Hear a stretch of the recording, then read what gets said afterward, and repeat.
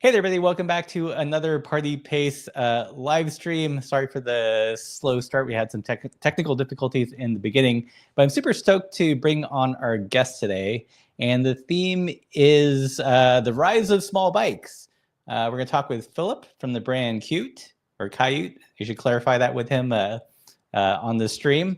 But I've seen the trend of these mini-velos really take off. You know, they're not like completely new, but I feel like they've been growing in popularity lately. We've seen things like the Crust Stupid Tourist. You know, there's the Neutrino, and Soma has their bike, which the name escapes me at the moment, but it's made by Black Snow. It's the Granite model. But with all that said, let's chat with Phil. How's it going? Hey, what's up? Good to have you on the live stream. Thanks, Russ. So for people that don't know, you're based in Austin, Texas, right? Yes, here in Austin. And just to clarify, is it Kyoot or Kyoot, or have I just been like butchering the name the last couple of years? It's like a joke because when we made the first bike, everyone was like, "Oh, that's a cute bike," or "That bike's cute," or "That's a cute little bike." So, yeah. And then I spelled it weird. That's the phonetic spelling for the word "cute." If like you were learning English, Right? So like all my Taiwanese friends or Asian friends, they like say it right away. They're like, "Oh, Okay. cute." But I like it when you say it. It makes everyone mad because they all want to correct you. On the internet, people do that on the internet? No. I'm like, do it. Correct them. 10,000 comments correcting you. There you go. So what made you want to start this brand? I really didn't want to start it, but it was during COVID. I was working for a bicycle company here, and we made BMX bikes. And me and my wife decided to have our first child. And after he was born, it really I really realized I was basically leaving when he woke up and coming home when he was asleep. And so the schedule just didn't make sense. And so I kind of just quit my job, which I really liked. It was like a dream job for me because we made all kinds of cool, fun stuff, bike related. But yeah, it just came out of that. It was like I would get home and it was dark and everyone was asleep. Right. And so me and my wife just made a plan of like, I didn't want to make a bike company, but it's the only thing I know how to do. Right. I put all my eggs into one basket. So yeah. Yeah. And me and my wife went to Japan, like 2016. And I was like, so I'm not like a regular bike enthusiast. I'm kind of just like a BMX rider that likes bikes. And so I just thought, what are all these like weird BMX bikes that these people are riding? And Japanese people are kind of short and they don't need a giant bike. So mini-velo is like a thing in Asia. And I mean, there's so many different weird designs in Japan. And I thought I could do something like that and make it. The other thing is they're not made very well. They're, I think, supposed to be like a cheaper bike. And there's like this thing associated with like a small bike. It's going to be cheap and not very good, or like a lot of the folding bikes are just, I feel like, an afterthought. So yeah, I wanted to make like a bike I could ride. My wife can ride it. We can share it. It's just one size. And it can do all the stuff a regular bike does. Take it to a pump track, have fun, do wheelies, stuff that I want to do. And it seems like a lot of other people want to do the same thing. Yeah. So did you feel like it was a bit of a gamble to start the bike, like a mini-velo bike brand in the States, or were you sure it's going to take off? I mean, it's like a pretty horrible idea making bicycles. There's no money in it. Everyone that says like I only do it because I like it, they've convinced themselves that this is a good idea.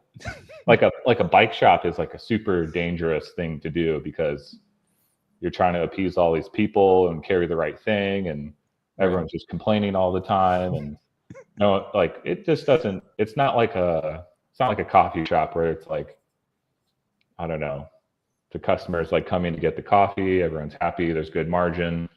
Mm-hmm. Well, people got to eat every day, but most people don't buy a bike every day. And it's definitely like a extra bike. Like you don't. Well, it could be your end all be all bike, or it could be like another extra bike in your fleet of bikes. And everyone that's got a Kyoot bike is like a bike enthusiast. Mm-hmm.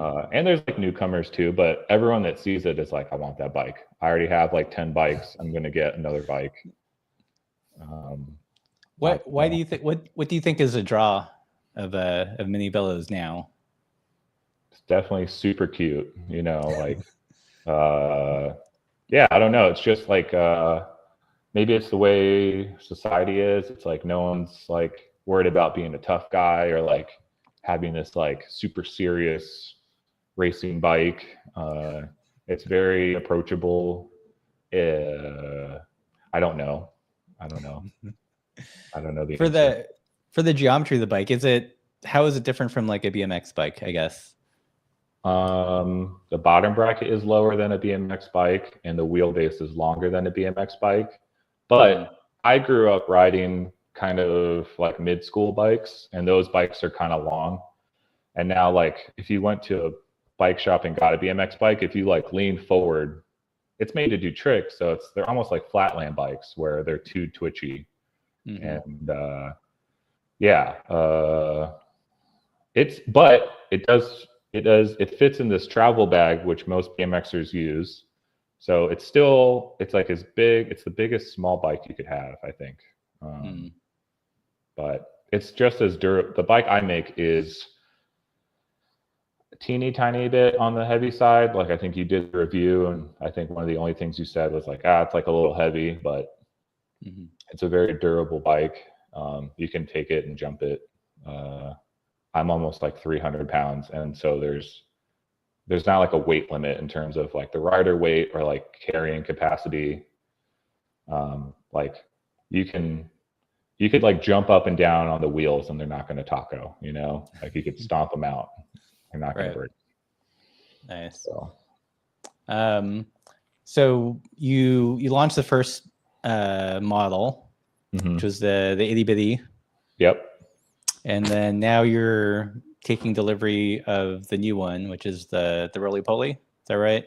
Yes. So I asked all my friends, I said, what kind of bike do you want? And they gave me the criteria. They wanted sliding dropout, externally run mechanical cable, you know, like all the super simple stuff where you could hobble together the bike from spare parts. And the big thing that I fought for was doing this big, long integrated head tube. So a BMX bike normally has like a 5-inch head tube. So making the head tube for my bike is kind of weird, but you don't have to have any tools to put the headset together. And if you're traveling and doing all this stuff, that's pretty handy. Right. And then the Roly Poly was like, okay, we tested the itty bitty, pretty extreme. Nothing ever broke, but we wanted to like, you know, change some stuff like through axle. I personally, if this was like my bike, I wouldn't want a through axle bike because it's just a little more involved taking the wheels off, but it simplifies the installation of the wheels and the alignment. So it makes it very secure and easier for, you know, the customer to put the wheels on. And it's kind of just how things have gone. You kind of have to go with the times to some degree. And then, yeah, the Roly Poly has custom top tube, down tube, like fancy triple butted custom tubing. And basically it's like a V2 of the itty bitty. I just didn't want to say V2 itty bitty. I feel like there's enough changes. And the itty bitty might not be canceled because, you know, there's a lot of cool dynamo hubs that are quick release and internal geared hubs. So, yeah, I only have enough money to just order certain things, a certain amount of things. So the big push is the complete bike. I think it takes a lot of the, you do a good job of explaining to people like what parts fit on what, but a lot of people don't know all the techno babble of what fits. And so, yeah, tell me about the drivetrain, because like I found that it's one of the challenges with small wheeled bikes, because the derailleur hanger is that much closer to the ground. What do you end up choosing for the rear derailleur? I wanted to spec Shimano on the bike, but Shimano discontinued the Z derailleur. And then when I was at Sea Otter, the microshift guys came up to me and said they really liked the bike, and they said they would help me like get some stuff to test. And we ended up with the Sword, a mixed match of like the Sword Advent stuff. So it's 10 speed. It's like a 11 to 38 cassette is like the max range. And then it's got like a clutch derailleur with a really strong spring. So after I got that, it was just as good as the expensive Shimano derailleur, and so it just made sense to spec that on the bike. And the microshift guys are really nice, and they're cool, so I want to support them. And yeah, we made some upgrades to the spec. You did the bike review, I guess 2 years ago for the itty bitty, and I basically made you handlebars based off your feedback. You're like, I need more back sweep, and I said, he's right. Bam, just like that. Basically, I was like, well, not everyone's gonna take this and ride it like a BMX bike. They might just want to cruise around. And right. We saved some weight switching to aluminum versus chromoly bar. And the chromoly bar was like super overkill. Like the new handlebar is rated for like downhill mountain biking, basically, like the mountain bike ISO. And along with the Roly Poly is just overkill in every way. So safety is like super important for me coming from BMX. I watched a lot of people get hurt riding poorly made parts. And even like for a big wheel bike, there's like people are doing crazy stuff that I'm like, that fork should snap off doing that. You shouldn't do that. That's dangerous. And yeah, I don't know. Yeah. Speaking of doing stuff with your bike, you had a group of folks that were going to do Mid-South on it, right? Yeah. So the year before, my wife did Mid-South on her own. And then there was a short route where I took both of my kids on the family ride, I guess. Yeah. And then we tried to take the team. Kirsten lives in Florida. She flew to Austin. And then Fudge, or Fajar, he lives in Houston. And so they came to my house, and then we drove up to Oklahoma. But like, I guess decided the Kansas, Oklahoma fire. There's fires everywhere. It was super scary. Yeah. So we like basically drove all the way there. And then like the one road to get into town was on fire. Holy smokes. And yeah, it was pretty scary. I was like, everyone should just evacuate. And there's people kind of stuck there, and it was not cute. I like immediately turned around. I was like, all right, I drove 8 hours. I'll drive another 8 hours back.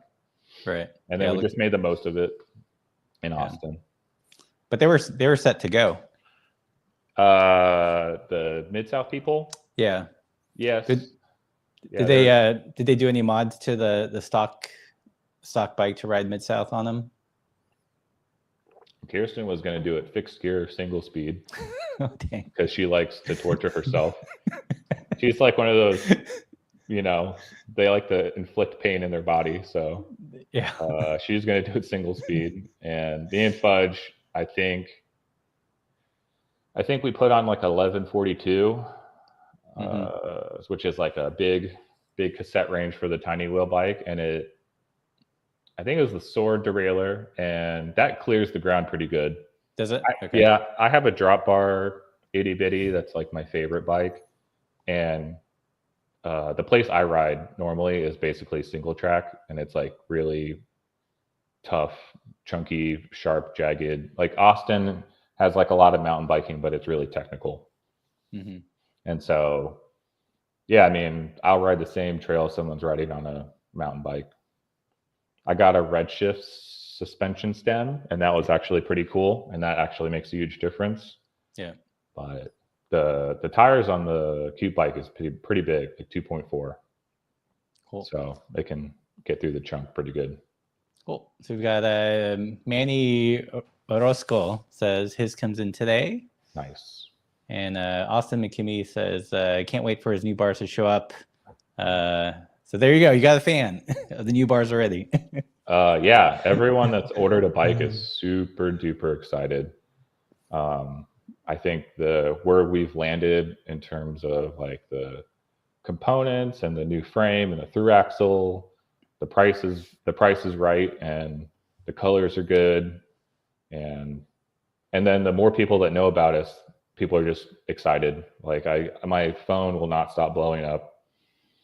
It's like super crazy to feel the support of all these strangers, basically. Yeah.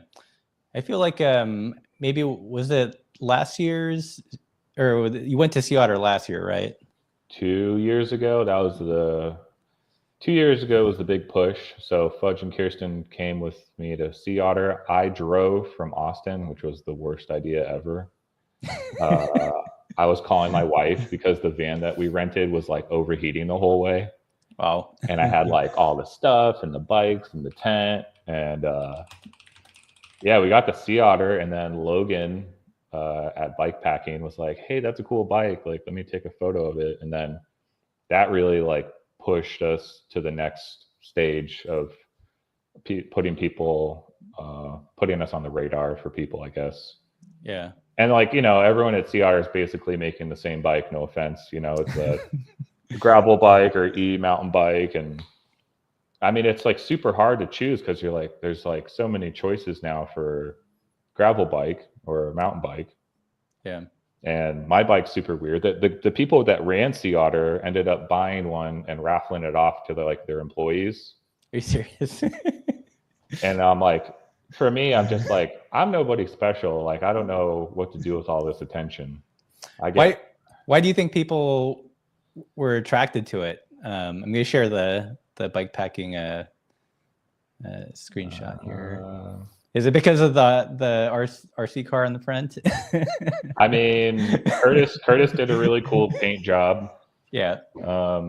I like RC cars. My friend Thomas made the rack, Stellar Works. Okay. I want to get like a lot of people involved, and yeah, it definitely is like, what the heck's going on? It kind of plucks at your childhood emotions of like, it kind of looks like your bike you had as a kid, and there's like toys, and I'm throwing frisbees at people. I was giving away all this stuff, and I don't know. Yeah, I guess we stood out, so that's good. Is that the Save the Postal Service guy? Yes. So okay. Dr. Curtis, Save the Postal Service. I was just like, hey man, like you do really cool stuff. Do you think you would like paint a bike for us, and I'll trade you some bike frames or something? And he was like, yes, because I think he has like a Brompton, and he has cool, good bike taste. So he was like, I would love to paint one of these up, and he painted the RC car too. I sent that to him, so it was like all matching. I love the lever actuated dropper post. Nice touch. Yeah, that dude, that thing is so sweet, and I wish it came in like a longer size, and they kept them in stock, because I always have like that style seat post on my like loaner bike. So when anyone comes over, they just move it. There's no fiddling with tools, and there's dropper post routing in the frame, but it's so much to deal with sometimes. It's just easy. You can just switch out the seat post real quick. So you went to Sea Otter, you got some press. Like, what happened after? Did any other doors open up, or were you like, okay, this could actually be a thing? We got more orders. Every time we did anything cool, people bought the bike or found out about us. I don't know. Like, it's just slowly been catching on through word of mouth, I guess, and pictures. And I only have Instagram. So, and someone messaged me after or before Sea Otter, and they're like, hey, there's like a Reddit group that is like mini-velos, and you should go on there. Yeah. And so that whole group of people they've really helped out a lot, spreading the news about the little bike. So I don't use Reddit. I just go on there and I'm like, hey, look, there's this thing I'm doing, or I did this, check this out. Or like if someone has a question on there, I try to answer it because I do have like a solid technical background and I just want to help people with their, even if they don't buy a bike from me, I'm like, hey, this is like the cassette I'm using, or like this is the derailleur I'm using. And there's a good community in the Reddit. So shout out to the Reddit homies. Nice. But yeah, we went to Bentonville Bike Fest, I think that same year, and a tornado came through the festival and took my tent, took the tent, and like it disappeared. So now I don't have that tent from Sea Otter, and I've never bought another one. And then we went to Mid-South, and Mid-South was on fire. So I'm like, I just got to stop going to events. It just turned into this like nightmare of me showing up and something catastrophic happening. And I don't have any money to buy a new tent, so who knows if I'll go to another event. Yeah. Is there a place in the world or in the US that you see lots of Kyoots going out to? It's so weird because it'll be like the middle of nowhere, Colorado. Portland is super big, Chicago, New York, California, lots of people in California, Texas, of course. My local community is super supportive, but yeah, like all over the place, all over the world too. Like the people in the UK really want to buy the bike, and I just haven't found a good shop distro over there yet. But yeah, I'd say, man, like the guys in Portland, Chicago area, California, but really everywhere. It's like little random. I'll like look it up on Google Maps, and I'm like, man, you live on a mountain. That's crazy. Like I don't know. It's cool. Yeah. What's been your biggest surprise in starting the business? How much it all costs. Yeah. It's like it's incredibly painful in terms of expense. Like just anything remotely cool is expensive, and then the manufacturing. Like, so we got the new bikes, and our president, has like this blanket 10% tariff. And so we paid like a 10% regular tariff on top of his blanket tariff. And I don't like that. It sucks. When I was in Taiwan doing like all the QC, like that's when like that like 36, 50%, 100% tariff came out, and like everyone lost their mind. And I was like, man, this is crazy. Like the whole world trades with itself, like this guy you can't do this. Like businesses will just shut down. And then like the last day it like got lifted, and I was like, yo, let's send this stuff now. Like all of it, as much as we can. Right. Yeah, it's not cheap. It's like, and it like it hurts too, because people ask me like, how do I do this? How do I do that? And I'm like, just just be sure of what you want to do and do it. But like, I'll tell people how much things cost, and they're like, oh, I don't have that much money. And I'm like, yeah, I wanted to make the bikes in the US during COVID, because like people were selling machines from their machine shop for cheap and this and that. And that would have been super expensive. And I think I would, and also no one really wanted to make the bike that I was trying to make. They all said it was too weird, like with that big integrated head tube, and they just weren't set up for it. So, but I feel like I had experience in the bike industry. So a lot of things were, I like knew what I was doing. It's just the money is hard, and I just want to do more trips with the team, and that like Sea Otter for me as a tiny brand, that was like $12,000 for me to show up. And it was super good for exposure, but like at the end of the day, I'm like, I can't do that again. That was crazy. Right. And I did it on the cheap. Like a lot of people paid to have their stuff like flown in on a pallet and dropped off at their booth. And I think if you did it that way, they're going to charge you like $3,000 or $4,000 to do that for like a 4x12 pallet. Wow. The whole thing wasn't cheap, but it was worth it. So I got lucky. Yeah. I feel like my life runs on luck, and I'm just super lucky. Like I'm just right place, right time. My friends and family are supportive, but like I feel like I'm so lucky. Like it's like I'm getting on the airplane as the door is closing and just just barely squeezing in. Right. Yeah. Cool. Let's see.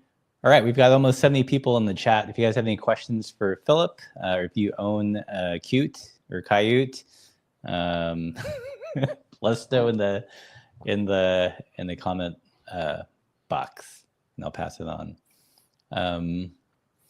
What did you, in your previous job in the bike industry, what was your role? Did you work on sourcing stuff or designing frames, or what skills did you bring from that to this company? Well, I moved to Austin because I wanted to. Me and my wife moved around the East Coast a bunch, and we ended up moving to Austin because my friend Lucas Porzio said it was super good for riding bikes and BMX. And when I got here in like 2010 or 11, it was like a dream. Like everyone's riding bikes, they're riding their bike down to the springs to go dip in the springs, and then they're going to go on like another bike ride. And there's like dirt jumps in downtown called 9th Street, and like it was this like bike utopia. It was so cool. And then this company called Odyssey was having this kind of like crazy contest jam where they built like it was called the Gauntlet of Death, but it was basically, it was almost like out of this movie called Rad. It was called Hell Track, and basically it was like an obstacle course. Mm-hmm. And my friend Nina was like, you should come help build some of these crazy obstacles. And then those guys, Odyssey makes like the best BMX parts. And because I helped, like I volunteered my time and helped and did all this stuff, they're like, this guy's cool. And then they had a job opening, and I was working at a bike shop on the east side called Fast Folks, which did like fixed gear bikes. Like me and my wife moved to Austin with like no plan and no money. And yeah, I just got a bike shop job. I worked there for a little bit. I actually broke my jaw while I was working at the bike shop, and I had to have my mouth wired shut. Oh, geez. And so like this job at Odyssey was like, we need a sales guy. Can you do sales? And I was like, sure.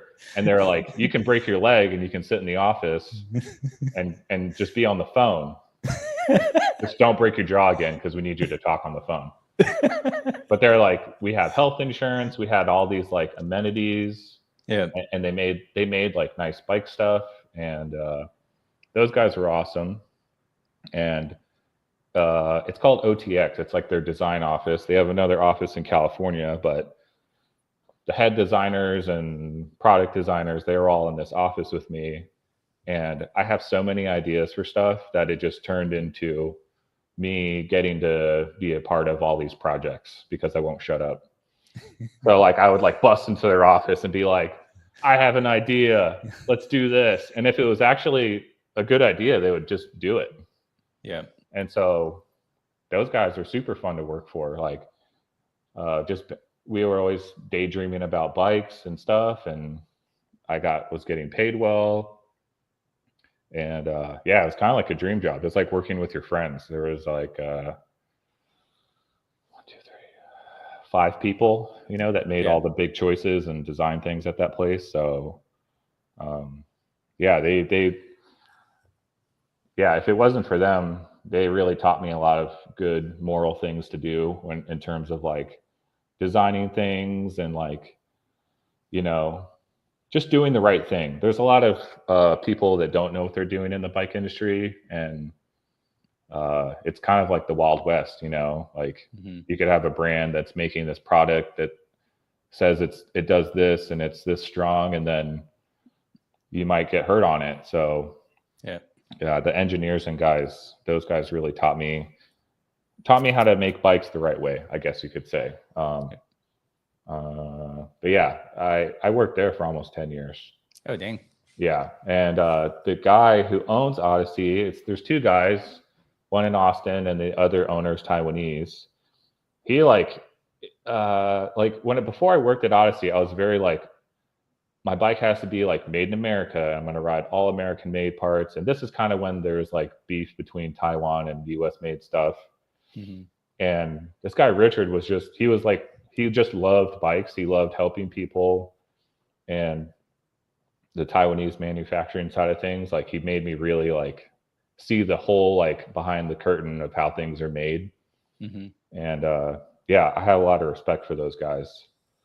So, yeah, but at the end of the day, I started a family, and working in the office kind of was not as important as my family. And I just said, hey, I'm going to take off and try to be present with my family, because me and my wife both had parents that were like preoccupied and not there. And I think everyone's trying to like raise their kids better now and be like present for them. So yeah, that's like more important than any bike, is like my family and my friends, because the bike has always just been like a vehicle to hang out with those people, you know? Right. Cool. So has it been more work than you expected? Yeah, because I came from basically having like a group of people that could like do, like everyone that I worked with was like a superstar at their job. Like this person could like draft up something really fast, or like they're all like experts in their field. And now I'm like, I have to do all of it and do the shipping and like talk to you and be like this like face of a company. And I'm like, I like to be behind the scenes, and that's why I knew I had to have a team of people to kind of represent me. So Fudge, Kirsten, Paul, the other Paul, my friend Brendan, they all have like a piece of me in them that I see. And I'm like, you're awesome. You should like promote my bike, not me. Cause I don't know. I don't know. I hate being on camera. I hate talking. It's a good thing we got you on this live stream. Yeah, I told you, I was like, hey, can my friend Fudge just go on the live stream and just pretend to be me? So do you I assume you must like you have warehouse space, you don't have like stacks of boxes in your house, right? I wish. That would be awesome. I wouldn't have to have a warehouse. The warehouse is expensive, but it's necessary. I can ride my bike to it, which is my friend Aaron Ross. He's like Austin legend. I was like, dude, I need to find a warehouse. Can you help me find one? And he found one for like a great price, and it's close to my house. And I basically ask my friends for help all the time, and they help me. And yeah, this warehouse, I can just ride to it. It's great. Nice. And we just received like a big 40-foot container of bikes, and they're all in there right now. But they're kind of, I'm shipping out so much stuff every day. I'm like, I feel like I kind of feel like we've like established ourselves now. I'm like, cool. I'm consistently selling stuff every single day. I mean, the goal is to have more free time to ride my bike. Yeah. When I was sitting in an office, I gained a bunch of weight, and there's like this whole thing of like, I have a lot of friends that work in the bike industry, and it's not glamorous every day. You're like grinding it out on a computer, doing computer stuff or talking, and probably not eating super healthy. And then you get home. I didn't understand, like when I worked at Odyssey, I was like, hey guys, do you like want to go ride bikes? And they're like, we're so tired. And now I'm 30. I'm 35, and I'm like, oh, I'm so tired, because I have 2 kids now. Oh wow. And when they go to sleep, me and my wife work on the Kyoot bike stuff in the evening. Yeah. Because she has like a full-time job. And then I kind of handle the Kyoot bikes during the day. But yeah, it's just everyone's super tired. So I'm like, you like work in the bike industry and then you don't get to ride your bike. So this is the most I've been riding my bike since having kids. Before I had kids, I rode like every single day. Yeah. Big bike, BMX bike, tall bike, like whatever. Yeah. But trying to balance it now. So how many shipments of bikes have you had? Is this just your second one? Yeah, two big ones. So when I started during COVID, basically no one in the US wanted to make the bike frames. And then I emailed Taiwan and I said, hey, could you pretty please make this bike frame for me? And they're like, we really don't want to because we have more business than we have ever had ever, but sure. Right. And then I bought all the parts and I tried to do this thing where like I was gonna like build custom bikes for people. And so I had like a stock complete bike that I would build up. Mm-hmm. And it was like I paid so much for the parts because it was peak COVID. There's no cassettes or derailleurs available. And I remember like getting this email that's like, hey, like we have this like abandoned order of parts. Do you want it? And I was like, ooh, if I order the parts and some wheels, I could build like complete bikes. And then by the time all that stuff had gotten to my warehouse, that's like when everything just went belly up. Like bikes were on sale. Right. So I kind of started at the bottom. So it's like I've just been trudging up from, like 60%, 50% off this bike. Like I'm like, oh no, like how am I going to sell this bike? And it's a lot of money for some people. And I grew up not having a lot of money, and I'm not trying to make like a luxury bike brand. I want to make a very useful tool for people, and it's fun. And I don't want you to spend all your money on this bike. So I want you to buy the bike and have money to go on the trip, and do all the things on your trip. Yeah. Yeah. So yeah. So I've always wondered, like, what happens. What did it feel like to receive your first container? Was there like a oh shit moment, or the truck driver was like, "Why are you so excited about this container?" I'm like, "Dude, I've been waiting on this for like almost 2 years." Oh wow. It takes about like a year. Like if you're hustling your butt off and you did everything the right way, you did the product development, you did the lab testing, you did all the right things. You got the samples, everything's right, everything's made correctly. It takes about a year and a half, 2 years to get a new product made. Like the Roly Poly, like I told you, as soon as you did that review, I like got to work. Like it takes forever. So I basically have almost cried every time I get a container. Like seeing it roll up, I'm like, oh my God, it's like actually here. I have pre-books. People gave me money. They gave me money in return for nothing. Right. And they're patiently waiting to receive the bikes. And all I can think is like, what if this boat ships or sinks, or like, right. I like spiral. I'm like way better now, but at the beginning, like I was like, I'm not going to make it. Like it was crazy. It was like every day I was like hustling to sell bikes. Right. And the people that have bought bikes, like, thanks. You're the best. Can't do it without you. Like I don't understand why anyone would buy a bike from me. Like I'm just like I'm like a nobody basically. But apparently it's cool and everyone likes it, so that makes me happy. Nice.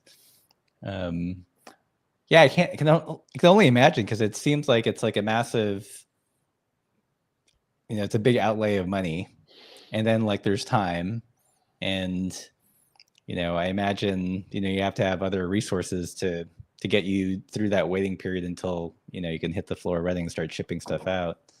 So yeah, we barely scraped by, I feel like, with the itty bitty, and then I see like now I see the light at the end of the tunnel. I'm like, okay, I think this year we might actually make, like we haven't gone like in the red,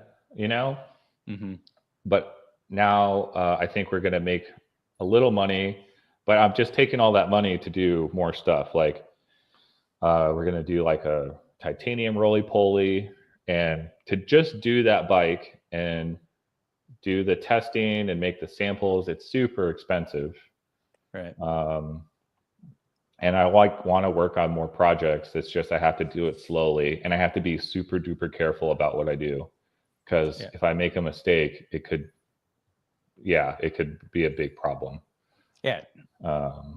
and it's just me and my wife. So like, I don't think we're going to be kicked out of our home, but like, I know when things aren't going well. So things are going well now, but at the beginning, I think every person is like super scared and stressed out and stressing over money, which sucks. I don't know. I hate it. I hate money. Well, let's talk a little bit more about the Roly Poly. What colors is it coming in, and like what's the? I right guess there. like this one. All right. Yeah. So there's the raw bike is probably the most popular bike. They polish the tubes to like a mirror finish, and then weld it, and then they clear coat it. And Okay. it's pretty risky because Taiwan is an island where it's very humid. So like you can get like moisture under the clear coat and it, start rusting. So yeah, that's a very BMX style of paint job. And then the mint green or like matcha color, that's a color I picked. And then my wife picked the other two colors. We basically picked two colors each and argue about it. I'm going to be like, this color is going to be the best. And she's like, well, I'm going to pick this color. And I'm like, all right. And then she's basically beaten me every time in terms of the color she picked. But yeah, I think the colors are fun. The last bike had ED coating on it, and I've decided to not do the ED coating because ED coating is basically like a sort of like a plasti dip or like a rubbery paint, and it's not like super toxic, but I don't think it's like super necessary. And if there is any rust on your frame and they dip it, like the rust is still underneath the ED coating. Okay. So if you want to frame savor your frame, I think that's the best way to protect it. No, there's Paul. Yeah. So I Paul, see how many. It looks like that some people are setting it up with drop bars. So Paul works at the local bike shop called Bike Farm, and I didn't know who he was. I knew there's a lot of BMXers that work there, and he goes, "Hey man, I want to EP a bike frame." I'm like, "No problem." And then this kid gets the bike and then takes it to a downhill race with drop bars, and I'm like, "Who are you?" He's like, "I did pretty good. I didn't win, but like I was passing people at a downhill race." And you can see him riding down the stairs. He's like nuts. Yeah. So Paul's really crazy, and I like him. And so I was like, "Dude, you want to ride for Kyoot bikes? You can be like, my product tester, my team rider." He works at the shop. He's like a super nice guy. And he beats the snot out of his bike. It makes me so nervous. Like that's so dangerous riding down the stairs. Yeah. But it's like a testament to like, hey, these bikes are super, super durable, which I like. And I do crazy stuff too. He's young, wild, crazy guy. So yeah. Paul's great. Is this him in this one or no? Yeah, me and him typically go ride every Monday and just get into trouble. It's super fun. Like that's in Austin. This is like some like restaurant, I think, that has like a playscape. Yeah. And so like this is exactly what I want you to do is like go with your friends and like go just goof around. Like find silly stuff and put your tires on it and laugh about it. And like I'm laughing this whole time at him. Nice. And he's a super good rider. What controls do you guys use for the drop bars? He's got some funky like 10-year-old SRAM hoods because they're super light. Oh, okay. He's like a total bike nerd. Like he has all these like little hacks and parts from a long time ago that nobody makes. I don't remember. He's got such a crazy bike setup. And then Redshift helped us with these handlebars. Okay. Those are not the kitchen sink. What are they? But they're the ones with the built-in rise to them. Yeah, very BMX, a riser drop bar. So you should watch that video. That one's crazy. The one with the graffiti, one. Which one's that one? This one? Yeah. Oh wait, no. That's a different video. That was funny haha video. That's Kirsten's bags. So Kirsten lives in my hometown of Tampa, Florida, and she is like, in my opinion, the leader of the bike scene there. So I did one of her like social bike rides, and growing up in Tampa, it was like not bike friendly, and she and like the scene goes in and out, and so her and her friends like run it, and she's super short, and like a lot of her bikes have like really bad toe overlap. Yeah. And she was riding some weird bike when I met her, and I was like, hey, can you make bags for my bike brand? And she's like, yeah, I just need to like use the frame to like design the geometry or whatever. And I was like, what if I just gave you this bike and then you could design the bike bags? And I was like, and you could ride for Kyoot bikes. And she was like, wow, yeah, yes, I would love to ride for Kyoot bikes. Nice. And yeah, she lives in Tampa, and she's trying to break into the whole bag market with her own cool. She has such a cool, unique vibe to her stuff. This is a split bags. Yes. Oh, nice. Yeah, Cool. she started making bags for her friends, but I think sewing is like her way to express herself and her outlet, because yeah, she's super creative, you know. So yeah, I had to get her on the team. I was like, you live in my hometown. I'll be able to see you when I come visit my mom and my brother. And we did what's it called? Orange Blossom Special, which was like it was like they took us to the middle of nowhere, Florida, and I was like, there's not going to be any hills. And it was like there's all this like clay that they bring in for the citrus trees so that the tractors can drive on it. Yeah. So we're just riding through citrus trees for like, we did like they had 100-mile, 50-mile, and we did like the 50-mile as like a little group. There's fudge in Florida. Is this one the new ED or a clear coat one, or is this a tie? That is the Roly Poly sample, and I gave it to Fudge to ride to do the testing. Yeah. And that was the sample bike for the Roly Poly. So he had that. I don't know, like 6 months in advance before we had it finalized. That trip was super fun, and I didn't think Florida could have such awesome roads to ride on. Cool. All right, so we've got 107 people in the chat. If you guys have any questions for Philip, let us know. So let's talk a little bit more about the Thai Kyoot. So that's, what stage of production is that? That's still, you're waiting on the sample, sounds like? It's like identical in a lot of ways to the steel bike. Yeah. For titanium, we had to change the down tube to 40 millimeters, just because you have to kind of oversize it for titanium if you want it to not fail. So it'll be ultra light. It'll be like very weight weenie-ish. The Chromoly Roly Poly is beefy. So the Thai Roly Poly will be for like everyone else that just wants to ride it like a regular bike.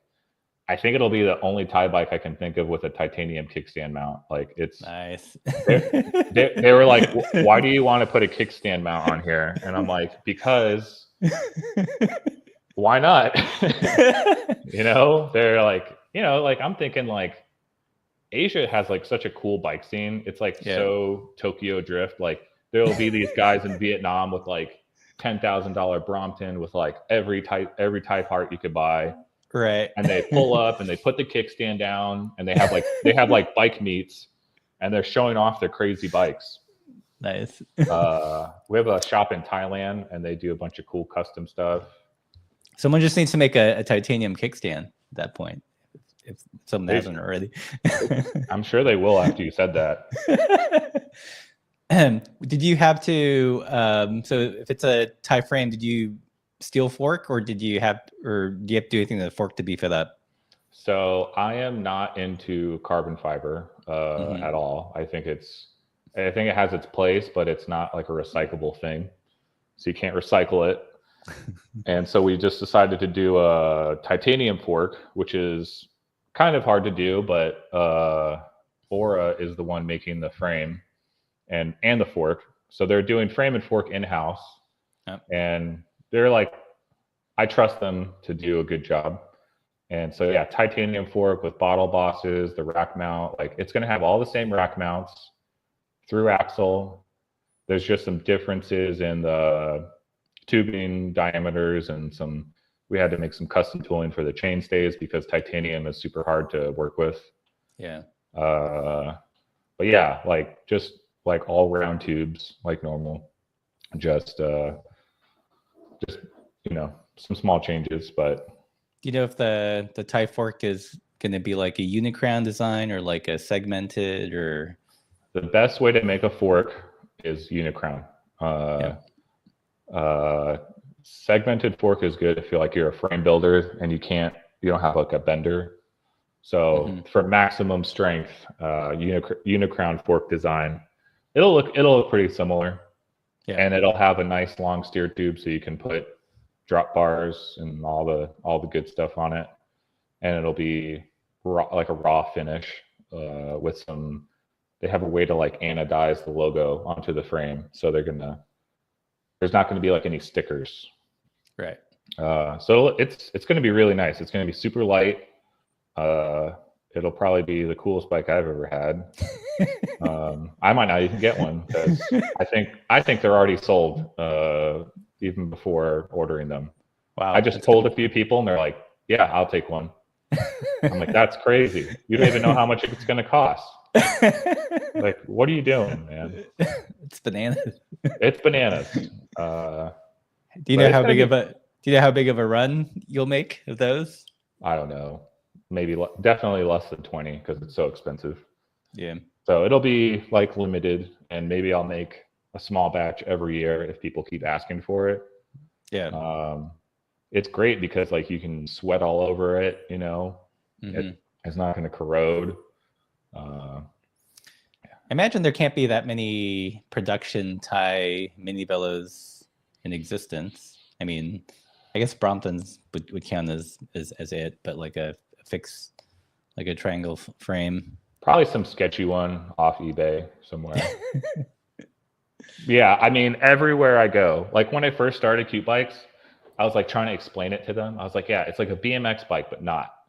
And they're like, okay, why? And I'm like, what do you mean why? And then I showed them the videos of what I'm doing on the bike, and they're like, please don't do that. That's so dangerous. Like the Taiwanese are so like, why are you gonna hurt yourself doing all this crazy stuff, man? Yeah. But yeah, no, again, they're like, why do you want a kickstand mount? That's so weird. I'm like, because people in America need kickstands, I guess. There you go. Yeah, that one's cool. That's all loaded up with the double. Wow. Does it have a front derailleur, or does he just like? It's got a sword mech in the front. Oh, nice. With a little thumb shifter. Yeah. I was wondering if that was possible. Like, if they still had the bike, I probably would have turned it into a double just for shits and giggles. When you put the big double and put like a big 53 in the front. Yeah. I did some like top speed runs and I was like, I'm going so fast. Like it was crazy. I was like, I hit 40 miles an hour going downhill. And I was like, this is too much. Like, it's scary fast with the double. But yeah, there's room for it if you want to do that. I think keeping it simple with the one by is nice for this kind of bike, but there's room to expand. What's like the strangest or most bougie build of the Kyoot that you've seen? Circles always does the most badass stuff in Japan. I feel like they spare no expense with the builds. And then my friend Paul, who's like I guess you could say like, he's on the team and he also does some of the sales stuff. He's got a pretty Gucci itty bitty bike in his garage.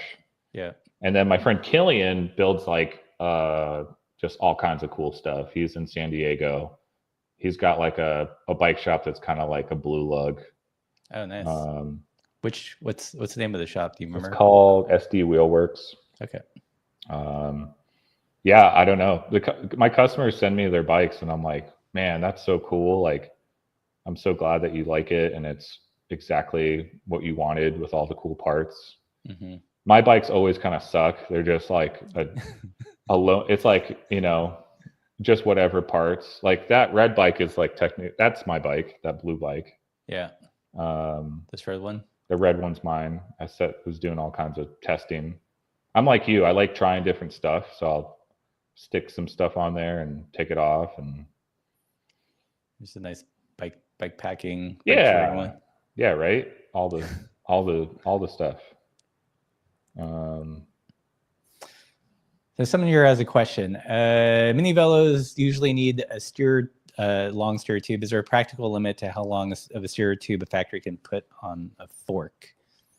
You don't want it to be super tall. Ideally, you want like the stem slammed to the headset spacer for strength, but when you run it with like a tall stack, it gives you a little more compliance, I guess.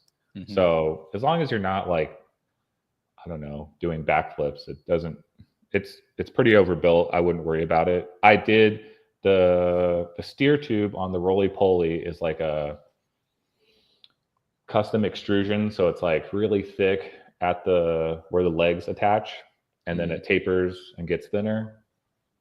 And yeah, I kind of set like a limit to how long I wanted that to keep people from making like a 2-foot tall extension. And there's like nothing wrong with that if you keep it rubber side down, but yeah, you could probably find a way to break it, but I don't know. It hasn't happened. I haven't seen anyone hurt themselves like that. Yeah.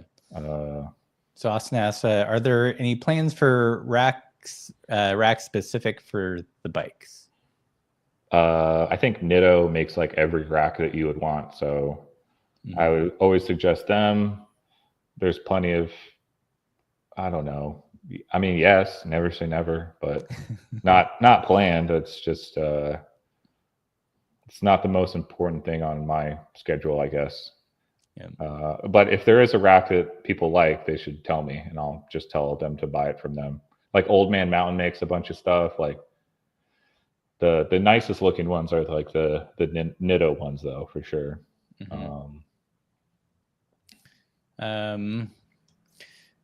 So there's been, I feel like, so like we talked about this. Look at Paul riding, look at him riding down the tree.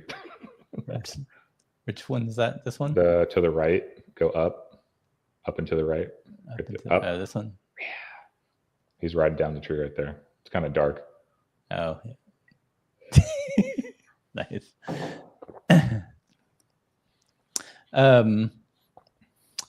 Do you think there's something in the air or the water, and that's the reason why mini-velos are becoming a little bit more ubiquitous? Like why now? Oh man, I don't know. Like I think I'm promoting it on my end as like as an option for people and showing you all the, I'm trying to show people, like, you have to show them, like, look, you can do this. You could do Mid-South on the tiny bike. You could bike pack with it. You could put all this stuff on it and just leave town, or you could just ride it to the gas station. Like, I feel like companies have to put out, stuff like, there's people that'll figure it out, but until you like show people that it's possible, right, they don't believe you that that's like a thing, Yeah. So I've had to work super hard to do that, I think. Yeah. I mean, I feel like I see, there's a shop here in Barcelona that just sells mini-velos, and we go to bike shows in Germany, and there's like a ton of them because it makes sense, like super compact urban apartments, up and down flights of stairs. And there's always been that argument for a mini-velo, like the kind of practical, reasoning, engineering side. But in terms of like making them fun and like the vibe, I think that's what's unique about your brand. It's like, oh, these bright colors. Yes, they're practical, but you're not like walking around like, oh, they're practical bikes, Yeah, like I really like the tech side of things, and I could talk forever about it. but like no one cares about that stuff. It's like, does it look good? Does it look fun? Yeah, I mean, like there's like that whole thing. If you look good, you ride good. If you feel good, you ride good. Like you should be stoked on your bike. So like when you look at it, it should spark joy, whatever, you know. Right. And I think because it's this cute little monster of a bike that people are like, oh my god, I can't wait to go ride my bike, or that looks so fun, I want to try that. And a bike like this, like 10 years ago, people would just write it off, be like, that's not fast, or you know, right. my road bike is better than that. And now people are like more open-minded. Mm-hmm. I think we just got, again, I think we got lucky with the way things are now, like the non-competitive side. Like your channel and other channels focus on like, it's not all about racing and performance. Like maybe performance is having a kickstand on your bike, or having a way to take your stuff with you. And I think people see the value in that, but you have to show it to them. Otherwise, right, they don't know that you can do it. Yeah. Cool. All right, I'm gonna take us home. All right, your last chance to ask Phil up any questions about Kyoot bikes, mini-velos. Let us know if you own a mini-velo or a Kyoot. A couple of Kyoot owners here. Someone that's just gonna receive theirs today or tomorrow. Nice.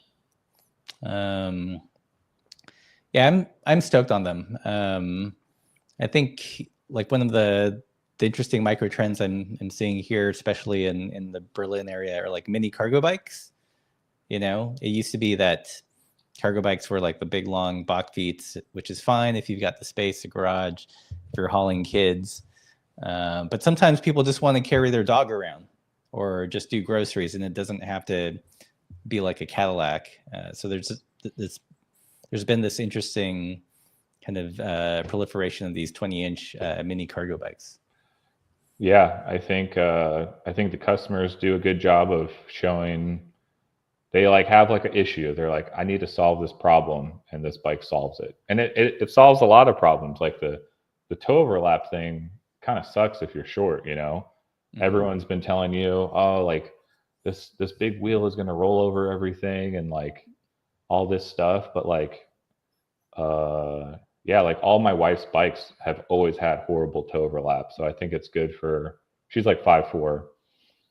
Yeah, it just does it checks all the boxes for what a bike should be. Like you could have like this bike in your house and someone come over, and you always have like a loaner bike basically. And once you kind of expand on that stuff, people are like, oh yeah, like that totally makes sense. And then once they've accepted that, it's like their truth. And so I don't have to convince anyone. I don't like convincing anyone because I don't want people to feel like the bike they have is inadequate.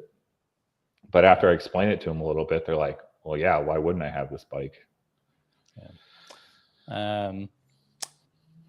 So let's end with this one technical thing, because I saw this on your grams. I was like, what's going on here?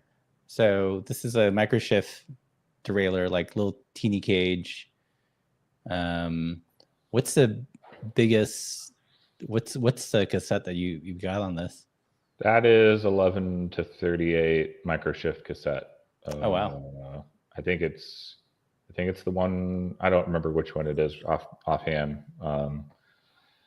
But yeah, and then yeah, that little rear mech that they make is like awesome. Like you have to use the Allen key to engage the spring, but the spring is super strong, like compared to their Advent one or whatever the other one is. So which shifter does that work with? I think it has Advent X, the one that has like the little rubber thumb on it. So the 10-speed stuff. This is all 10-speed, yes. Okay. Yeah. Yeah, it works good. Those guys are doing good stuff, and yeah, it's not like a super expensive derailleur, so you can just buy that derailleur and put it on. I think so. Kids are getting better at riding bikes, and I think we'll see more stuff like this derailleur and pop up in the future, because like kids mountain biking and just kids are just getting so good at riding bikes and the parents are willing to spend money, that we'll see more cool stuff for 24-inch mountain bikes and kids bikes. Right. Yeah. Do you know if this is? I assume this is like one buy only. The complete bike is one buy. But this trailer would probably be a. Yeah, I think if you wanted to run the wide range front double, you'd get the medium cage sword mech. Okay. Which it only sits like maybe like an inch lower than this one. Yeah. But I like this one better just because of the spring. So because we're always jumping around doing wheelies and right. It works good. Cool. Sweet. Well, thanks for nerding out on the live stream today. Thanks, Ross. So people can order the Roly Poly. When's it start shipping? It's shipping now, and okay. It'll come with like this little. Me and Fudge on our trip took a bunch of photos, and you should get like a little lookbook from our trip, which highlights the frame factory that we use. It's a couple. It's like very mom and pop, and we went to the handlebar factory. We tried to like include some like a travel brochure of like, look how beautiful and awesome it is to ride bikes in Taiwan, and then a little bit of the manufacturing stuff. So you should get that with your Roly Poly complete bike, and if you order something, I'll try to put it in the box if it fits. Yeah. We just came out with this top cap from Yellowbird Threadworks, Brian. We did this cool stem cap that you can install your favorite Lego piece to. Right. That's like the newest thing. So I imagine those are going to be super popular. Yeah, they're like selling very fast. I think I told Brian to take some to Made because I think people would think that's a fun little tchotchke to take home from that show. Yeah. And me and Brian are dorks, and we thought this would be fun. Nice. But that's it for now. Yeah, the sample. I should get the sample in the next 30 days of the Thai bike, and also there's an aluminum bike that's going to be Fudge's signature bike. Cool. It's going to be called the Hot Fudge. It's going to be like a bare bones, gravel bike with a similar geometry. So I think that's kind of coming at the same time. I forgot about that actually. Yeah. So yeah, just go on Instagram if you want to stay tuned, and if you're on Reddit, or post some stuff on there sometimes. And I post some stuff to YouTube, but not really. Right. This is an exclusive, people. Yes. Yes. It's also very hard to get a hold of me and talk to me. So, yes, if Russ, you want to hit me up in like another year, we can see if I'm still around. Nice. Cool. Well, thanks everyone for joining us on today's live stream. If you like this content, be sure to like and subscribe. Before you leave, hit the like button. Don't just run out like a movie theater on fire. And definitely follow Kyoot Bikes on the gram and their website just to be updated of what's next. And thanks everybody. Keep the supple side down.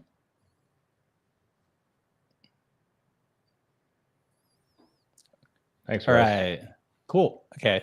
So hey, I have a question. Are you Filipino? Yeah. I'm half Filipino too. Are you really?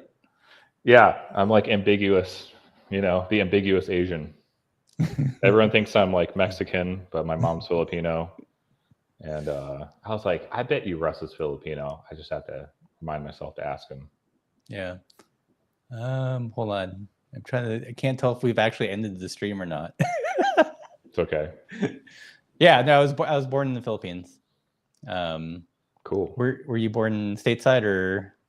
Yeah, my dad was in the military, and my mom was like a teacher in the Philippines, and the story is really weird. My dad was like crossing the street and basically rizzed up my mom, and it was like, "Hey, what are you doing later?" And my mom's like, "Nothing, soldier." Nice. Yeah. I want to do like a bike trip in the Philippines. I think that would be cool. Yeah, I've seen. I've been following a couple of shops there. They're doing like really interesting things. It looks like there's like a scene that's there that's developing. That'd be fun to check out. They have a bunch of mini bikes. Yeah, all kinds of cool stuff. I follow a bunch of the Filipino bike rider crews, and yeah, they look like they're having fun. So yeah, it's on the list of places to go. So you're going to Maid? Sounds like. I am not going to Maid. I went last year just to help my friend Tommy with his stuff, but I don't know. Maybe if enough people convince me that I should show up to hang out, I'll go hang out with them. I really liked it. Yeah, I was gonna make a bike, and then again, I just ran out of time. I was gonna make like a side hack or something. Yeah, it's a great show. It's an expensive trip for us. So yeah, keep me posted if you do something. I have this like grand plan of doing like a bike tour like in Japan and like riding from like Tokyo to Nagoya. So if you ever want, when are you going to do that? If I can get some people to like narrow down some dates, I would like to do that maybe next year. Yeah, we're considering maybe going in the fall, like in October, to Japan if we can get some funds together. So, are you gonna do is there an event you're going to or anything? No, it would just be the film and goof off. So, in October? Yeah, I've heard that it's a little bit cooler and not as humid. I think I'm gonna go with my friend Kate to the single speed, the Paul in Chico. They have like a single speed party thing. I might do that in October, but I want to go back to Japan and visit Circles. My friend Shinya, he's like, can't wait for me to go back to Japan. Nice. Cool. Well, it's not letting me end the stream, so I think we're still streaming. All right. Well, and if you ever want to go to Taiwan, you can ride around the island, and you can also ride like the top to bottom. That would be pretty fun. Are you gonna go for the big cycling show there next year, or do you have another visit planned? I like to try to keep it consistent and go once a year, but I don't go to the cycle show because all of the vendors are at the cycle show and they're not at the factories. Yeah. So I've never gone to the cycle show actually. I think it'd be cool. Yeah. I mean, I would totally maybe take you guys to some of the places that I work with if you wanted to ever do a trip like that and learn more about manufacturing.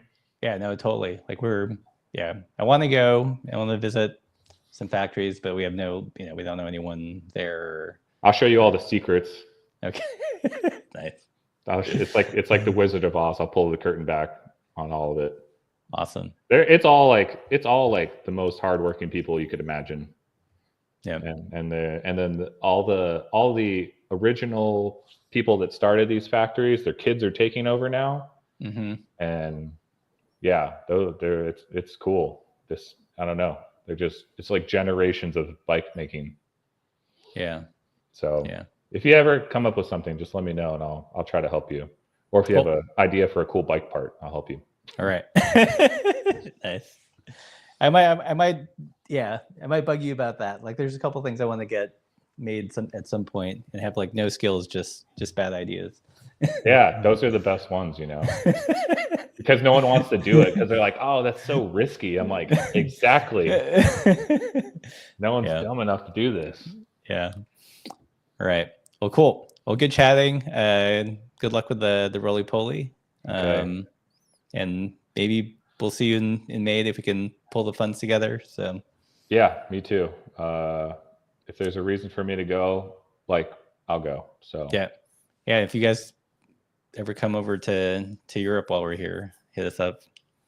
Yeah, I need to do that. That's on the list. there's a lot of customers in Europe that want to get the bike, and I just don't know anything about that world. Yeah, I was going to ask if you sell or found distribution out here yet. I just sell onesie twosies, like, you know, someone in Scotland or England, and they just like full on like pay the shipping and the customs. And this guy just paid like basically $600 in shipping and customs. Oof. And I ate some of the cost because I think it's important to get the bikes out there, and I want him to have it. And I just eat into my margin. I'm like, there's always like a bike for you. Like someone will hit me up and be like, I don't have a lot of money. I'm like, well, I can sell you the frame off this thing. Or I always try to work with people because I just know how hard and expensive bike parts are. So yeah, if you twist my arm, I'll probably do it, you know. Nice.